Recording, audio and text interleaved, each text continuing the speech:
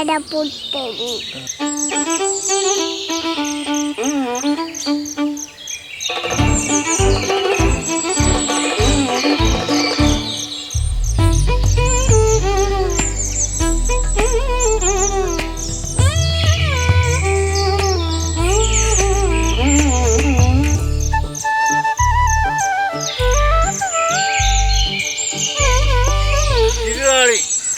പൂവാങ്കുറുന്തല, നിലമ്പന, മുയൽച്ചെവി, കുഞ്ഞുണ്ണിയം അല്ലെങ്കിൽ കയ്യൂന്നി, കുഴിഞ്ഞ, കറുക, ബലിപ്പൂവെന്ന് പറയും. വിഷ്ണുക്രാന്തി. ഞാനൊരു മലയാളി, എന്നും മണ്ണിൻ കൂട്ടാളി, എന്നും മതിലുകളില്ല സ്നേഹത്തേരാളി.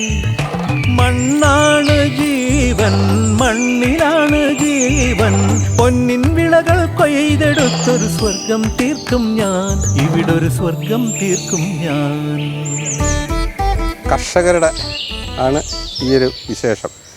ഇതുകൊണ്ട് നമ്മൾ ഉദ്ദേശിക്കുന്നതെന്ന് പറഞ്ഞാൽ മേടമാസം കഴിഞ്ഞുള്ള കൃഷി. അങ്ങനെയാണ് നമ്മളെ കേരളത്തിലുള്ള കൃഷികളെല്ലാം മിക്കവാറും എല്ലാം തുടങ്ങുന്നത്. അപ്പോൾ മേടത്തിലെ കൃഷി കഴിഞ്ഞ് ആദ്യത്തെ കൊയ്ത്ത് അത് ഭഗവാന് കൊണ്ട് സമർപ്പിക്കുക.